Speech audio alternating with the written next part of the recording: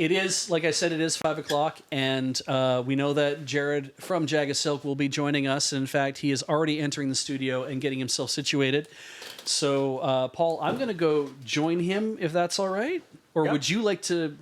Are you good driving? Or are you... I'm happy. I'm happy to drive. Yeah. You drive. I'm gonna go. I'm gonna go get something to drink. Yeah. Or at least have it demonstrated to me before I enjoy it. Make me some too. You bet.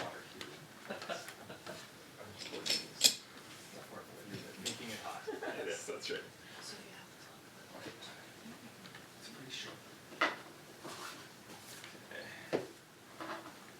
Hey. How's it going? Pretty good. How's yourself? Doing okay. Doing okay. Just. Would you like us to vamp on the main camera while you get set up? Actually. I don't know what vamp means. Well, I mean, fill time. Oh well, we're here. They can see you. You have lots of stuff. Yeah, so many things. Because last time when you arrived, I remember you brought the big stone and everything to grind with. Yeah, I did. Yeah. So this time it's a lot of smaller stuff. Yeah. But still, we've got the kettle. We've got some other things to do measurements with. You've brought obviously a lot of tea, which we're going to end up talking about. Yeah. The plan today to get into single field matcha. Okay. And talking about a farm. So we're down. We're past single farm. Now we're down. We're into smaller and smaller. A field at a farm. A field so a field at a farm. Wow. So, so we're gonna taste. It's gonna be the same cultivar. Okay. Same farmer. Okay. But different field. Remember, did you want to? You want an extension cord for that? I think if we keep it just right here. Okay. Or we've got. I can reach. All right. Do not. Amazing. I was afraid we wouldn't. That makes me wonder, though, in future years, what's going to be next. I know. Obviously, I was thinking about this. Yeah. Maybe it'll be like a single leaf. Single plant is a thing, right? Yeah. Like there are specific. So there's sort of old tea, historical tea plants that are cultivated. Like the red robe, etc. Yeah, big red robe. The humpao. They'll talk about that, like this single tree that's like protected. Oh, yeah, neat. I was actually talking to a city worker in Mandokoro who was introduced us to some really awesome farmers in the region, and she was talking about people kind of owning their own tree that they would come back to every year. Like a thing that they would keep at the farm, but it's kind of like a lease where they're like, this is the thing that I can get my tea from. Yeah, exactly. Okay. It's like a server closet. Where you have like your server in the rack. Yeah. That's right. Tea tree co-location. Yeah, so that's essentially it. But I believe it is plugged in, so you should be able to make it active. Amazing. Okay. 65. There we go. Awesome. Hello. Well, good morning. Good morning. It's good to see you, and you can see everybody there, obviously, in chat. So hello, everybody in chat, and hello, everybody over on the couches. Yeah. How's it going? Happy morning. This is Jared from Jagasilk. We're really excited to have you again. It's always a pleasure, and you always have an interesting. Something is going to happen to me while I'm sitting at this table that I'm not going to expect. So I'm always pleased to be a part of the process. No, it's great. No, I love doing this with you guys. It's I always find it to be meaningful to come in really early too. Yeah. Because how long have you been awake? I'm well. I mean, I slept reasonably well, but yeah, I've been awake since I woke up today at like 4:30. So I've been awake all this time, and it's been past 12 hours, obviously, for me, but we've been active tonight. I was learning how to dance K-pop, so it got me going a little bit, yes. Yeah. So and now that I'm talking to you, it's like, the headache is just starting to come in the back, and it's like feeling a little bit, it's like, we got an hour left, and I'm looking forward to the end of the shift. Yeah, there you go. All right, and then we can sort of maybe make things a little bit more... Ease me into the rest of my evening until I get to go home and scrounge for some food and then go actually have a sleep again. That's the plan. Yeah. Amazing. So I have some matcha. Mm-hmm. Normally I bring my crazy mill and all sorts of fun things. Yeah. But today it's these. So I have the Okumidori Fukada. Okumidori. Okay, yeah. This is the Okumidori Shimoyama, Okay. and this is the Okumidori Okuda. So these are all Okumidori, Yeah. but they're all by the same family, but they, like, I see Fukuda, Okuda, and Shimoyama. Yeah. And as you're saying, it's you're talking about doing single field. Yeah. And so they're naming the field specifically? That's right. So Okay. so this is, I mean, this is just what that farmer is calling. So Okumidori is it's an industry term. So that's like a variety like in wine you'd have Pinot Noir and Merlot, and apples you'd have Granny Smith and Red Delicious. Which are all they're ultimately apples and grapes.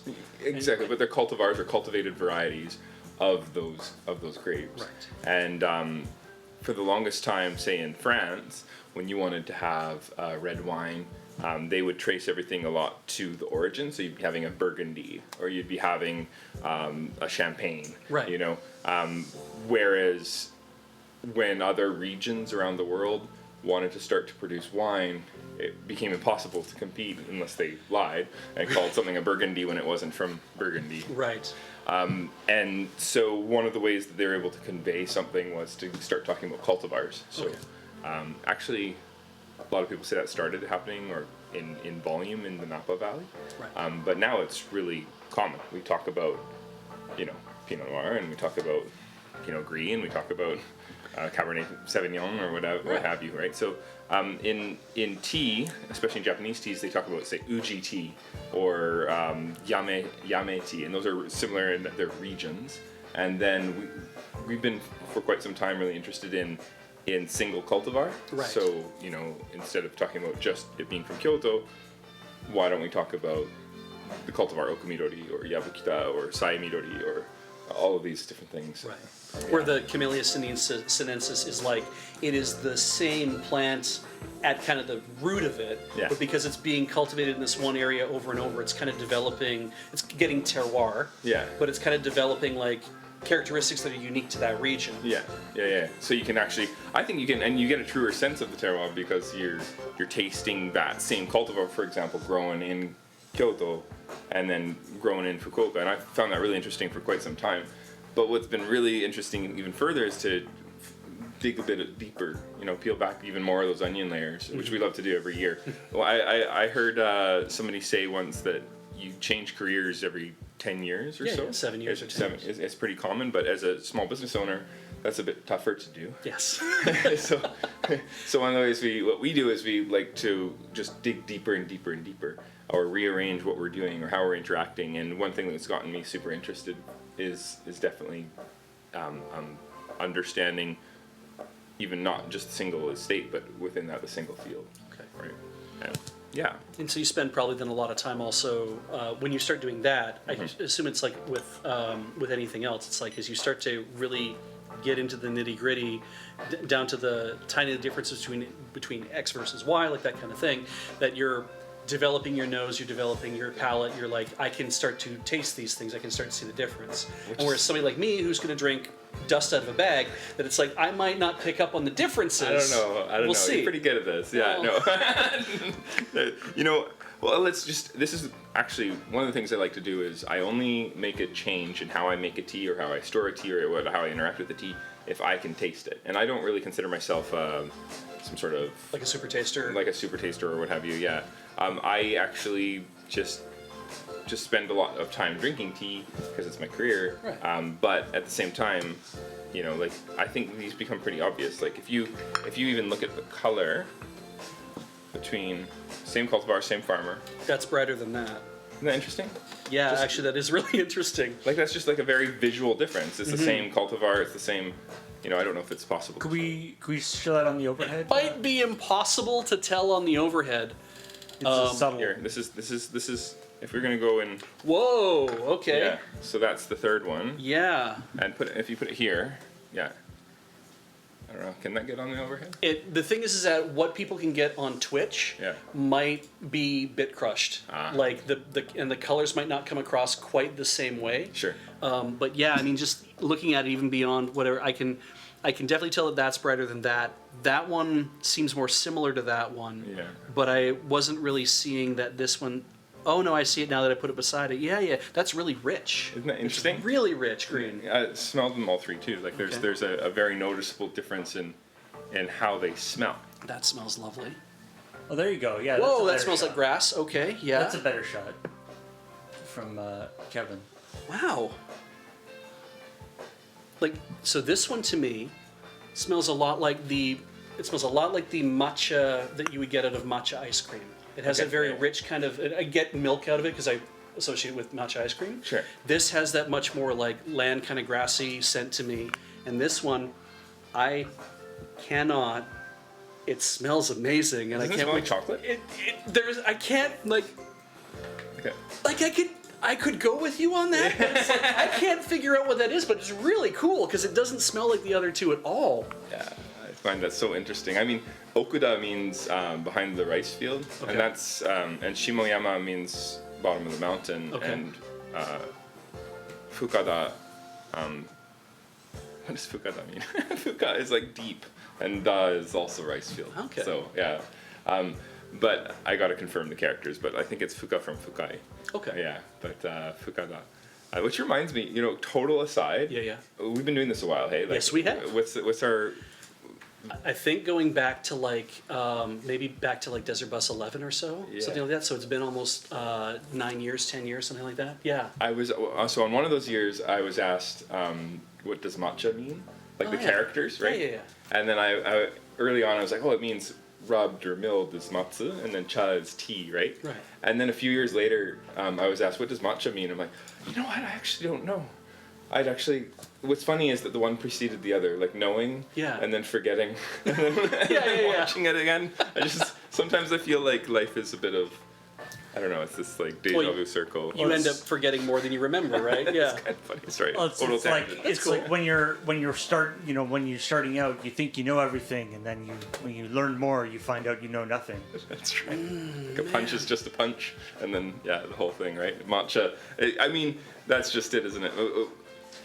With matcha, they all are sort of like they're a green powder, right? Yeah. Everything is this very basic thing on a certain level, but then you start to kind of I don't know, you explore it, you do it for many years, and then you start to taste and see all of these things, and then they all meld together again, and then they separate again. It's this really Right. ephemeral thing. Right, because Yeah. as you start to develop that palate, but you start to feel like, oh, it's all starting to come together, and then you're like, well, wait, we can feel differences. Yeah. That's cool. That's Yeah, cool. I think this is kind of what's happening. It's just because I get interested in obviously other things, other teas as well. But then our root, and now we've been doing matcha. We've been focused on matcha now for 20 years. Really? 20 years, yeah. We started in 2005. So I was thinking about that we've been making matcha now for 20 years. Actually, because now that I think about it, I think you came to Desert Bus 7 or Desert Bus 8. Okay. Yeah, and that would put us like well into like 11 or 12. So yeah, wow. But Isn't that crazy? Yeah. I don't know. I felt did you start Jagasilk with the idea then of like you want to concentrate on matcha from the very beginning? You're like, we'll get there, or we started so I just was having some tea around town that was really oxidized, and my wife was like, hey, let's bring in, well, we were both talking about how bringing in some Japanese teas would be really interesting, and then neither of us knew at all what we were talking about. oh sure, And so the whole company has been based on this just like totally not understanding anything but wanting to learn, Right. and then sharing what we learn over time. And Mew is the one who's like, hey, let's just focus on one tea. And she had a profound interest in herbal healing. Okay. And there's a lot of really good stuff in matcha that kind of stoked her interest. It's really good for your brain and for your health, and for it levels. It's considered an adaptogen because it can bring you back to normalcy if you're borderline diabetic. It's really good for leveling your cholesterol levels, etc. And then it also allows for this incredible focus.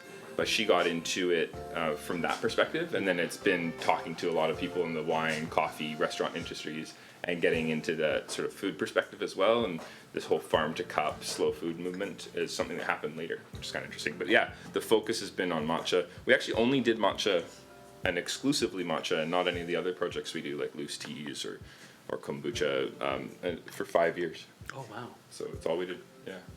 So why am I lidding those? I don't know. Kind of worried about oxidation. Yeah, I do that's love the idea that it was sort of started because you wanted this tea, and there wasn't any it wasn't available, and it's impractical to order it just for yourself. So Sure. Yeah. we have to start a company. Well, I mean, I was interested in small businesses. So my dad was a small business owner, and I'd always wanted that. And I thought after living in Japan, I'd lived in Japan for about 5 years, that it would be really interesting to share something cultural as well with my wife, with folks. But definitely, yeah, it was a slog. Nobody really knew what matcha was then. Too, I remember a cafe saying, "Why would we serve this? We don't sell kimono." Yeah, and I mean, I get even if you did know what it was in passing, you're gonna associate it with the tea ceremony. It's like, we don't do tea ceremony at a cafe. Like, yeah, what are you doing? And then look at it now. Hey, we're like, this is gonna be great. Actually, what was a game changer was the big green machine. Oh, Yeah, really? Starbucks. Yeah. Huh. Sorry, mumbled the name, but. no, yeah, but still, yeah. Yeah. But that's interesting, just because they kind of like raised Well, they had this incredible marketing budget, Right. And it got the word out there to people. And I think that was in 2007 that they released their iced matcha drink, and we suddenly had a business. wow. So all appreciation there for sure. Because we didn't have that kind of marketing budget. We were doing deliveries on the bus out of a duffel bag. Yes. Like Desert Bus 10. The VSTs come back with the first the first time you visited was DB10. Right. Okay. And I remember that because I remember doing the whole thing on the floor, but Yeah. also I remember that when we were done with the segment, we went back into the back where the kitchen was and stuff, and you were continuing to mix up more stuff, and like everyone was kind of just in a lineup with like waiting to get a bowl so they could have a shot of this, because like I've been up all night and I could use anything. Yeah. Yeah. Yeah. No, that's something we've tried to make that into a bit of a tradition too. Yeah. Make you guys some tea after we finish the segment. Your scale is astounding. The Asaya. That's so good. Just watching the tenths of a gram just like slowly count up. I'm doing 2 grams of tea put Okay. through a sieve, and then I'm doing the matcha. I'm doing 90 grams of water.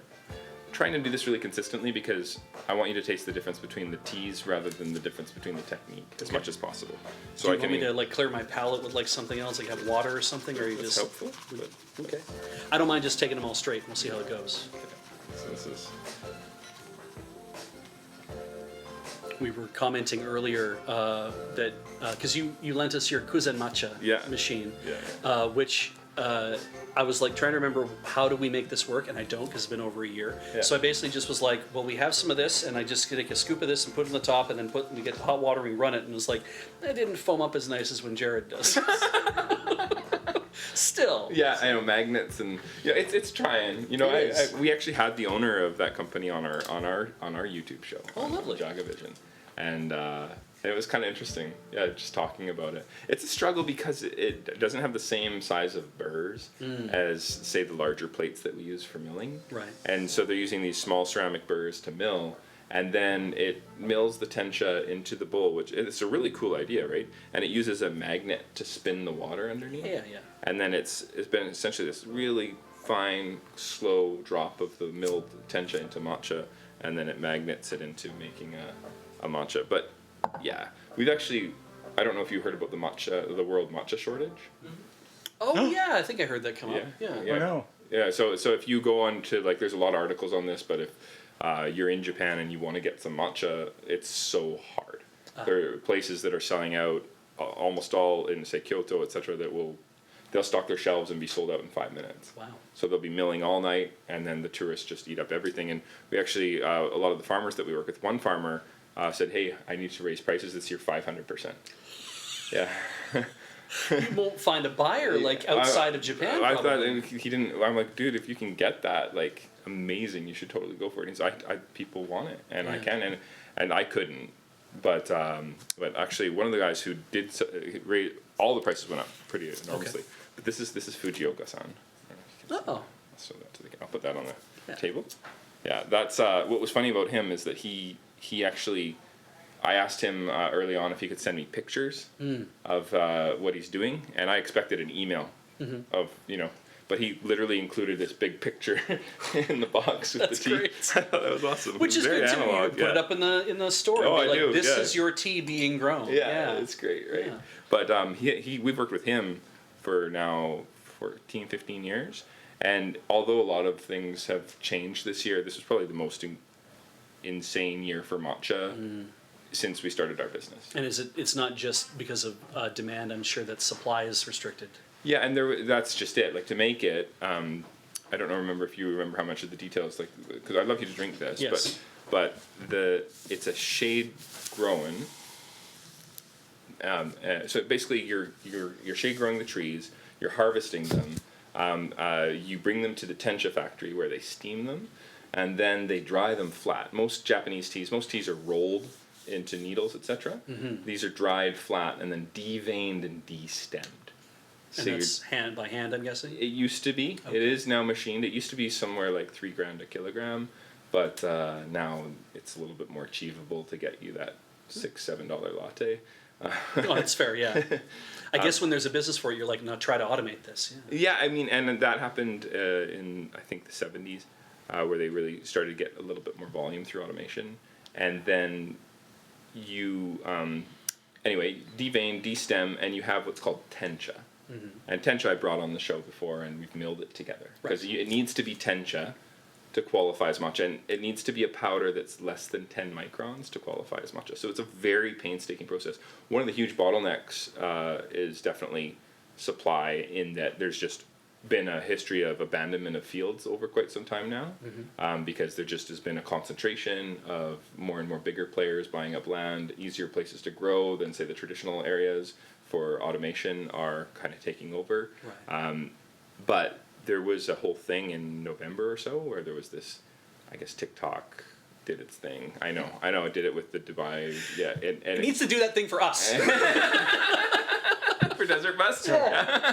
So TikTok or matcha became a TikTok thing for a It bit? did, yeah, Okay. in November of last year, and then you trying to joke about it, but to be in the industry this long and then see that effect was insane. Like, it was insane. And there was just, cafes that were ordering 6 units every, couple weeks were suddenly ordering like 36 units. And this isn't just to be drunk as tea, but also to be used as an ingredient in other things, I'm assuming? Yes. Yeah. And there's, a bit of a pet peeve of mine is that if you go into a cafe and you order, you'll see it on a menu board, it'll just say matcha. Right. And then you order it and then they give you a matcha latte. Yeah. I find that frustrating because this is a matcha. Yeah. So if somebody comes into my shop and says, I'd like a matcha, I'm going to make them this. This is usucha. I love it to be specified matcha latte, not because I'm trying to be some sort of like tea snob or something. Right. It's just that the matcha latte is a fusion drink. It can be delicious. It can be awesome. It's just, it's not the same as a matcha, which is what you're drinking now. Yep. Right? Where you can really, really taste the difference. And right? I will finish this bowl if you don't stop Yeah. me. So I just want to know, should I just continue drinking? Yeah, so when you drink it, really get your nose in there, and I want you to keep a little bit to the side just so you can come back to it I'll and do compare. that. In fact, I'll leave that to the side because I've already had like 3 mouthfuls of it. Okay. And I've been trying to like suck in air through my mouth and trying to also like breathe in through my nose, because I know you were saying like if I'm breathing in and breathing out as it's in my mouth, and I bring it through my nose, it'll get into my nostrils. I can start smelling it too. Kind of hang out here, blow air out your nose, and hold your breath for a moment. Okay. And that focuses your retrofactory senses, and you get this really crystal clear sense of the aromatics. Okay, so I'm just gonna. Oh, there, it was sweet on my tongue for a second. There we go. Now that kicked in. I was like, oh yeah, it tastes sweet all of a sudden. It should be, it's pretty ethereal. The fukada. That one is in what we call our cafe standard, and it's just our way of just saying this is what we sell to our cafe customers, not because it's better or worse. Because ceremonial culinary are terms that they're not really real. They were invented by the North American market to describe matcha. It's a euphemism for cheap and expensive. Yeah. So, all matcha is technically ceremonial, right? Because Right. it's used in the Japanese tea ceremony. I think maybe a more accurate term would be that what you're drinking, we could maybe call okekoyo, or like for apprentices that are learning. And then what I'm about to make you is more competition grade. Oh, cool. So it's like something you might see if you're, or it might be, you could say usuchayo and koichayo, which usucha is what we're drinking right now. It's in tea ceremony, this is considered thin tea. Oh. And then, okay. yeah, I know. It's pretty strong, right? It's the strength of an espresso. But koicha is thick tea, and that's the texture of thick paint. And you drink tiny, tiny sips, and you make it very differently. But we're drinking usucha today. All right. Yeah. So the thick tea, is that like 50-50 matcha and water? Like, is that... Pretty close, but not quite. It's so right now we're doing 2 grams of tea, 90 grams of water for usucha. For koicha, you would do the same amount of tea, 2 grams, but you would only do something like 12 grams of water. Whoa! So it's a 1-to-6 ratio. Ooh. Instead of It's almost paste. Yeah, you're right. a It's 1 like to thick 45. paint. Yeah. Wow. Wow. So there you go. So that's the Okumidori Shimoyama. So you can even see, I don't know if we can get that on the camera too. Yeah, but, we should. But that is the difference in color, even whisked up, right? And Now, to my eye, and I'm giving everyone a chance to kind of see it themselves, but to my eye, this is a very bright, vibrant green, and this is a much more mellow green. This is almost like emerald or jade, I would say, right? Yeah, we can see it a little bit. Yeah. But Now, this has been out longer, and I don't know if that affects it, because I don't know if, like, oxidation happens that fast to, like, once you've prepared it or anything. they call it the 5-second rule. Oh, really? So it does happen very fast, but it's not really going to impact the color. The color does get impacted pretty fast. That was actually another. We were talking about why we started the company a bit back there. How we can. That's the main thing we were looking for. Honestly, is we just. It was like moving to a country where all of the bread is stale. You're not a bread snob because you want to have bread that's not stale, right? It's just you grew up with it and you just want that. And so when we came back, and a lot of the tea we could source was this kind of old kind of hay smell. It didn't have that. You smell more like fresh cut grass, right? Like that is present and unoxidized chlorophyll, right? Yes. You can really smell and taste it, right? You sure can. Yeah. Yeah. So is that just is that how it's sort of packaged and transported, or is it just how long it's been since it was harvested? well, so it's a combination of all those things. We tell people about we have we talk about how you can destroy your tea if you so choose to. And the way you can do that is through poor storage, for sure. And storage includes, exposing it to light. So photo-oxidation is a big one. But also if you were to keep your tea in the cupboard above your stove, for example, you're going to get all that heat over time. Yeah. And so, you want to protect your, not just matcha, but this is true of your spices, your oils, right? You want to protect them from light. You want to protect them from heat, moisture, really strong odors. Yeah. And I think I need to move my I mean, because especially when like cooking spices, and people tend to keep them like either beside their stove or above their stove or whatever, or in like a spice rack beside your stove. Yeah. And it's like what you're buying from the store is already kind of like the very last gasp of what's available because it's all been pre-ground and whatever. Sure. So Yeah. you're like, you might as well try to keep that as good as possible for as long as you possibly can. I think that these rules, and a really important one is air as well. But you really want to be careful for sure with your spices as well, and for that reason, I think you can save some money by buying in bulk your cinnamon, for example. But honest to yourself, how much cinnamon are you going through? You know? And it's always you get that first batch. It's like, oh, this is so much better than what I was using before, but a lot of the times that's because you've had that cinnamon kicking around for a long time. Yeah. And this happens a lot with tea because it's not going to curdle and hurt you like a milk, right? You're just going to see a diminishment. Yeah. And it's not going to have the same medicinal impact on your system, right? Because antioxidants, which green tea is really famous for, and matcha's got in huge concentration, diminish through oxidation. Right. So, they say about from when you open your tea, you start to notice a drop in, say, the presence of umami about 3 weeks after you open it. So going through it quickly is really important too. Yeah. But there was a Yeah. there was a question in chat that if you are a very unfortunate person who is not say, on the North American continent and can easily order from Jagasilk, Sure. what is something to look for in terms of labeling or in terms of regular, I don't know, but, or naming and stuff in terms of if you're buying matcha? Well, it's a good question. I mean, it's not like we have a monopoly on good matcha, right? Like, there's some really great, and I love what we have, but if I was like, I don't know where I got it from, what do I do? How do I find it? Like, if I'm searching for a tea, for example, I love to know production dates. It's really hard to find. But if I can get a production date and I can have it within 3 to 6 months of the mill date, that's amazing. But it's really hard to get the mill date. More common is that the date is 2 years from receipt. So if you know the person you're buying from actually produced it, then look at the expiry date and try and get that date as far away as you possibly can. Also, it's important to buy in smaller quantities. So if you're trying to save money by buying 100 grams or 500 grams at a time, you only need 2 grams a drink. And if you want to go through it within 3 weeks of opening, It's a lot of matcha. It's ambitious. it is ambitious to get yourself, say, a 1 kilogram, Yeah, matcha. absolutely. Yeah. And I guess it's to cafe. and if you're thinking it's like, well, but I also make ice cream at home and I also do this and also that, it's like, well, then you also should think about, you can buy you don't have to buy competition grade, Sure. mixes, or you don't have to think about that. It's like, buy a small amount of the stuff that you really want to enjoy by ingesting it as like properly prepared matcha or whatever. Yeah, no, definitely. So now the reality is, if you get yourself, $75 for 20 grams, and you use that in cookies, those cookies are going to be awesome. Yeah, that's fair. Yeah. So that's why I say it's a euphemism. Yeah. But yeah, we need to make choices, and for me, that's like, it feels a little bit weird to use that in cookies, Yeah.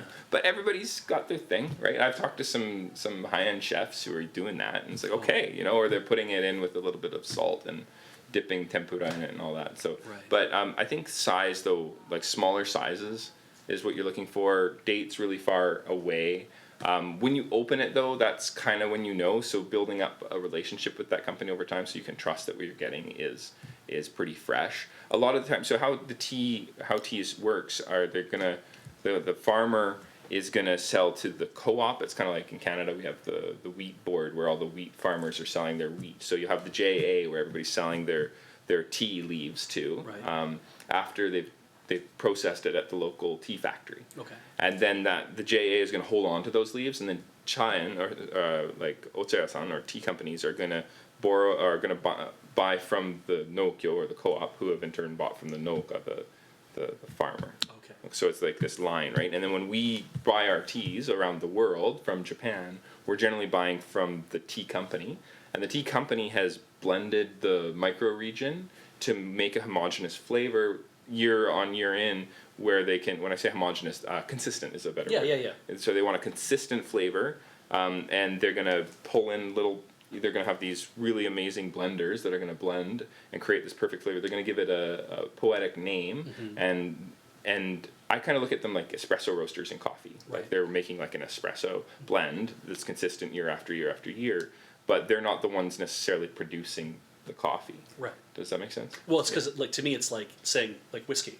Yeah. I don't drink whiskey either. Sure. But it's like there are companies out there that we specialize in doing blended whiskeys, and so what we do is we put when we get them out of barrels or whatever, we're still combining them together, and we have somebody in the back or a few people in the back who are like, no, we need a little more of this because we need it to taste more like what last year's did, and that's going to that's always the flavor we have for Johnny Walker Red versus Black versus Blue. It's like, these things are supposed to taste this way because that's what we want to give people, as opposed to being like, this came out of this barrel, and that's going to taste different than this other barrel. Which I'm really into both. I do, like, they can both be done really well, but I'm more attracted to the single barrel. Yeah. Because I just think I love that. Well, the questions of it too. It's like, why was this one? It's like, well, this one was 30 feet from the door.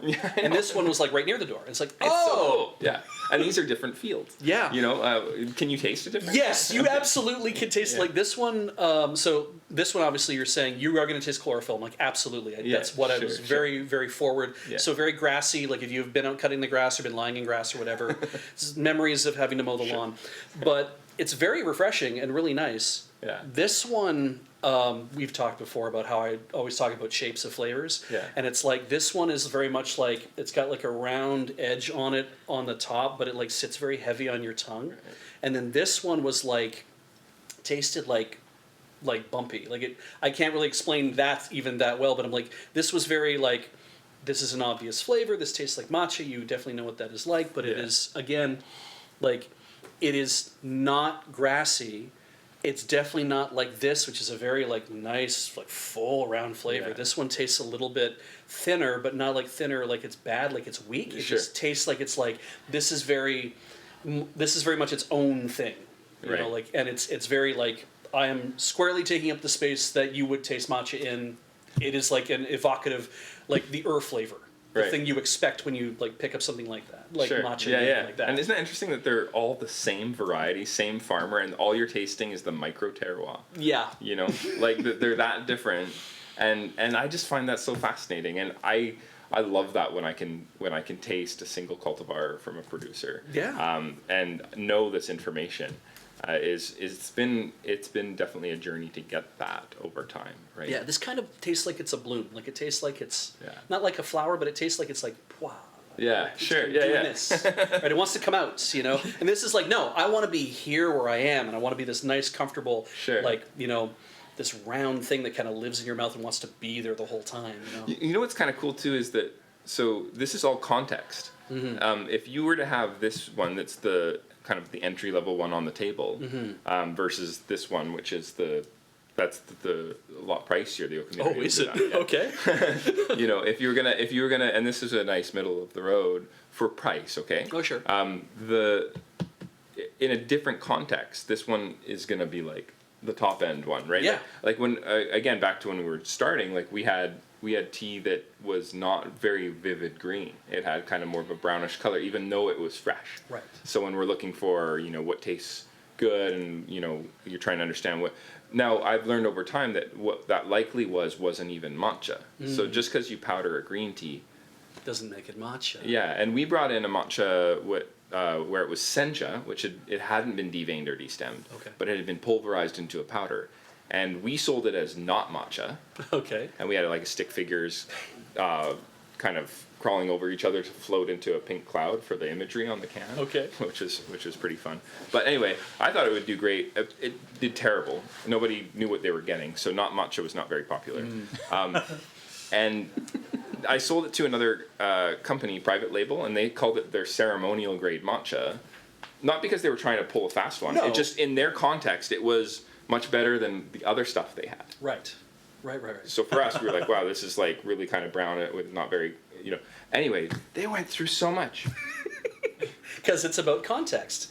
Yeah. Because even if it's like it doesn't, because you're not, like you say, you're not lying to people. Yeah. You're just saying that given the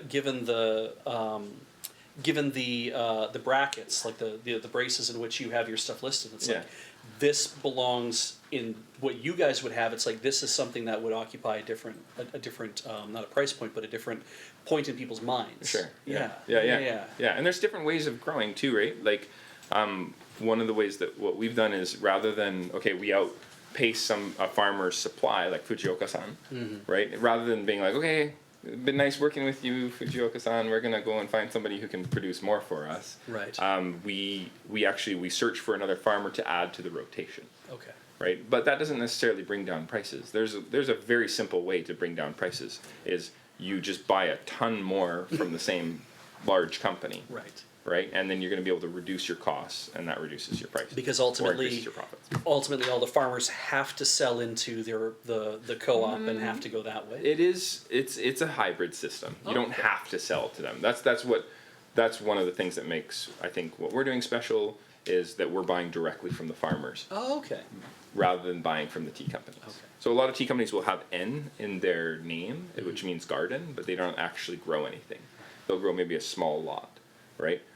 So I kind of look at us, we're kind of like the Otsayasan or the tea company. So we're Oh. playing that role, but in Canada. So Neat. we're buying from the farmers directly, and rather than and I have experimented a bit with blending. When I do have a blend, it's almost 99.9% of the time it's blended by the farmer. Oh, cool. So Okay. then I'm like, okay, that's kind of cool, you know. And then And they're not sending you tencha for you guys to mill. They might just send you straight matcha. They send you the powder. no, we get all of our matcha is milled by us. Oh, okay. Okay. So that's something that's really unique to us too. Okay. Is that like the last few shows? I think last few years I brought my mill on. Right. One of them, I think last year I did the more traditional You mill. brought the big stone mill and we ground for an Yeah. hour in the wrong direction. because it was 5 a.m. Forget this. Yeah, right. It's like It's not coming out. no, I don't know why. Yeah, but we were good. definitely we were milling in the wrong direction. Okay. But Because you also had that electronic mill you brought in Yeah. that you had to buy a special step-down transformer or whatever Yes. to operate right. yes, and I have a smaller version of that now, Oh, good. which I almost brought this year, but I thought it'd be really cool to talk about the micro terroir. I love this. But that whole concept of milling, I find to be fascinating because how you mill and you're optimizing not only the temperature of the plates, but obviously the pressure of the plates to get you finer or coarser textures. Right. And that's we actually change how we mill the tea based on the leaf consistency as well. So these three are not milled the exact same.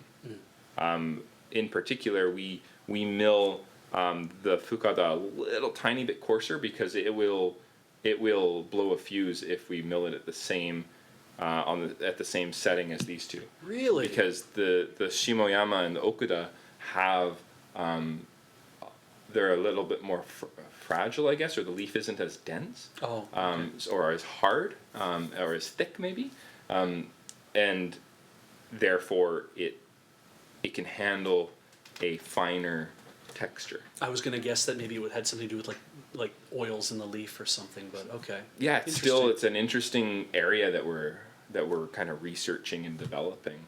But I do know that I was talking a little bit about bottlenecking earlier for the matcha shortage. One was definitely like the amount of farms, but another one is there's when you want to mill at scale, the traditional mills, which a lot of folks are super committed to for good reason. They've been working for a long time. You're gonna only be able to produce 40 grams an hour. Because they can only turn at a certain speed anyway. Otherwise, you're gonna ruin it. Yeah, otherwise you're going to ruin it. Yeah. And so they'll be in these refrigerated environments, and they've been milling 1 revolution per second, 40 grams an hour.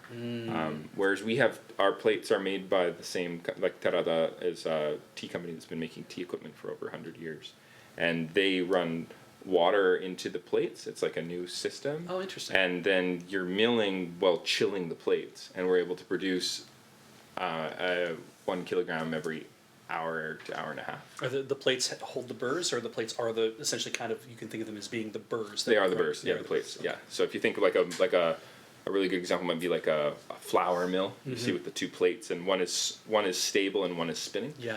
And then there's a funnel in the top center, and it funnels everything down into the center, and then it slowly works its way out. And so the then plate it comes out a channel on the outside. So the plate on top and the plate on bottom have like channels that have Yeah. been drilled into them to actually let water or whatever coolant right. circulate. That's right. Neat. Yeah. Huh. Yeah. And so I think if more people did that, then we wouldn't have as much of a supply challenge, at least from the milling perspective. But there's also equipment. It's just the demand has just gone so intense. That Okay. It's I mean, yeah, for a lot of good reasons and a lot of just trend reasons. So I'm just kind of like, okay, maybe it'll settle down. I have another question though Sure. then too. Is like, so you'll get these from Fujioka-san. Yeah. And is the expectation that then next year, when these fields produce again, that you'll get the same flavor? Like, will you expect that it's like, I will see this chlorophyll forward flavor, I'll get this more, robust, rounded flavor or whatever from that same field? Or is it more of like, well, it'll largely depend on the weather, it'll largely depend on like if climate change is really kicking in, like those kind of things. Right. Are you like, I know there's going to be a change, so I know that we basically have to just get it and taste it and know what it's going to be like at that point? It's a combination of all those things. Oh, okay. So within reason, Fukada, Shimoyama, and Okuda are going to produce similar qualities year on year. There's going to be a part of the fun is the inconsistency of the year. Sure. Things that play a role are definitely. I mean, they see through climate change that there's a big change in when the frost will come, and understand that's like a huge issue is if it gets warm too soon, and then the frost falls. those first flush leaves that are harvested from the tea plant will die. And then the plant will reproduce new young leaves to be able to harvest it at a similar time, Right. but they're going to be bland now. They won't have had time to come out of that winter dormancy and focus volatile oils and give you really complex flavors. Oh no.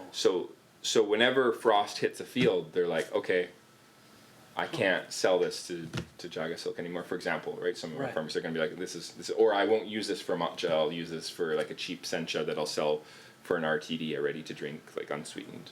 But which would also though end up like, I'm sure, depressing the amount of money they can make off of it. Yeah. Which means that now it starts to be a question of, So they're- can I support the farm? They get really, really, Yeah. and that's why you see those air circulators where they'll spin the frost off of the leaves, and you'll get because they're trying to protect the leaves from damage. Or there's going to be areas where it's just going to be because of where it is on the side. Because if you're over on a mountain slope, one side is going to get the frost more than the other. So depending on where your land is, Okay. and generally farmers are going to have multiple lots. Okay. Certain lots will be more prone to frost damage than others, and that will change depending on how the weather patterns are changing as well. Also, they intervene with fertilizer.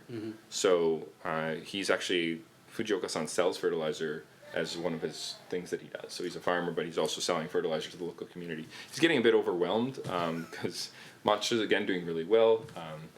One of the benefits, one of the positive silver linings is that his son is taking over as well. So we all thought it was going to end with the 7th generation farmer, Mr. Fujioka. Oh wow. But his son, because things are, there's optimism now in the industry, Right. he's happy to step in and learn the ropes and take over from his dad. So we'll have an 8th generation I farmer. would love to continue to talk Japanese agriculture for another hour with you because I have been reading manga about different things and I've been Yeah. watching shows about it and I was like all these different things. I have a friend who lives in Hachimantai, which is north of Morioka. Okay. And it's just like, so hearing about those regions and knowing about all the stuff that's going on, it's like, man, I really want to talk more about it. But I also know that we should put this in people's bodies. Yes. And we only have about 5 minutes left to do Yeah, that. let's see. So Yeah. what would you like us to do?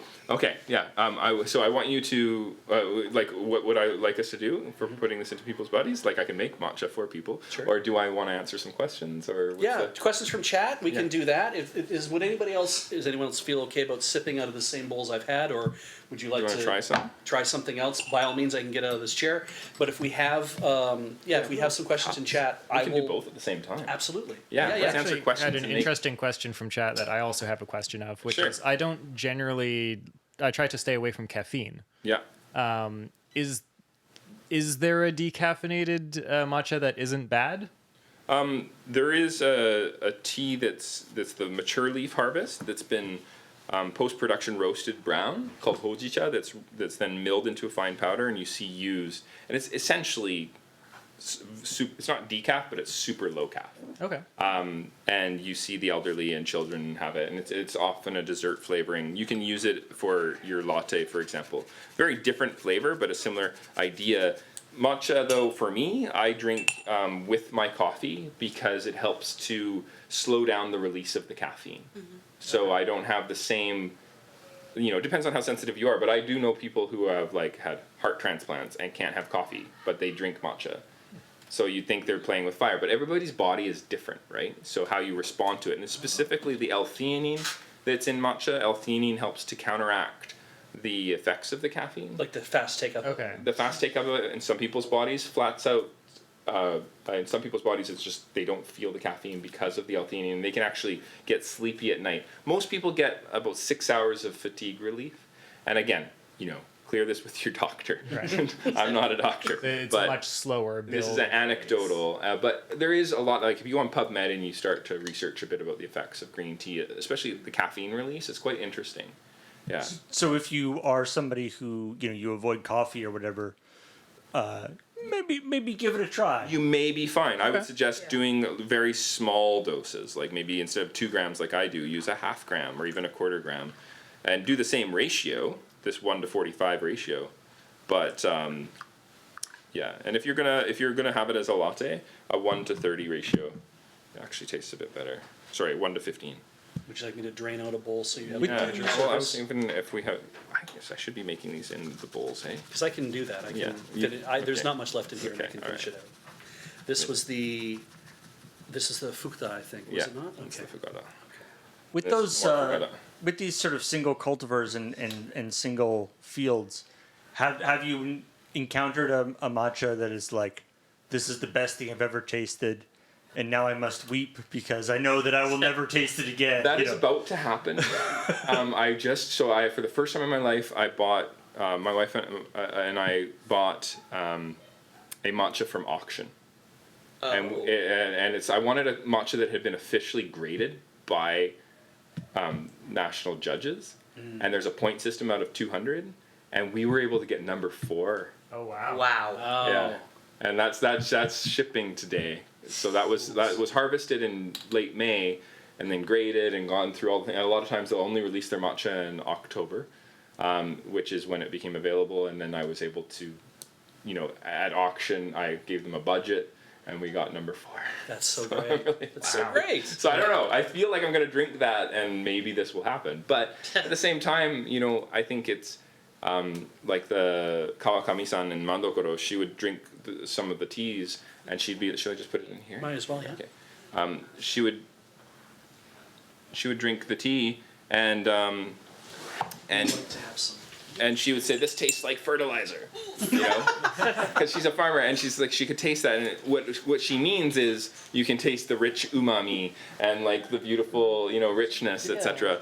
And that was problematic for her because she couldn't taste the true essence of the tea. So it does come down to perspective. Like what we're trying to do for competition isn't necessarily natural because we're manipulating it to bring out more richness, chocolatiness, smoothness, and all of these things. Yeah. So, some really beautiful organics, an argument might be that that's more true to the terroir because that is really what's happening in that area. So perspective does play a role. Just because something is more expensive doesn't make it better. Yeah.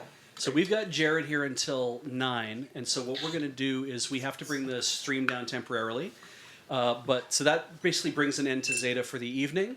But stick around because when you come back, Dawn Guard's going to come in. They're going to do what they're going to do best. Oh, wow. You always love Dawn Guard. We've had a great time with you guys tonight. But yeah, Jared's here for a while. We're going to get a little more tea talk, and other people are going to fill their bodies with man, this tea's so good. Go check out Jagasilk.com. Am I correct? Jagasilk.com? Yes, it is. Yes, go check that out, and we will see you guys in a few minutes. Again, don't run away. Stream's only going down temporarily. And thank Say you. goodbye, everybody. Goodbye, everybody. everybody.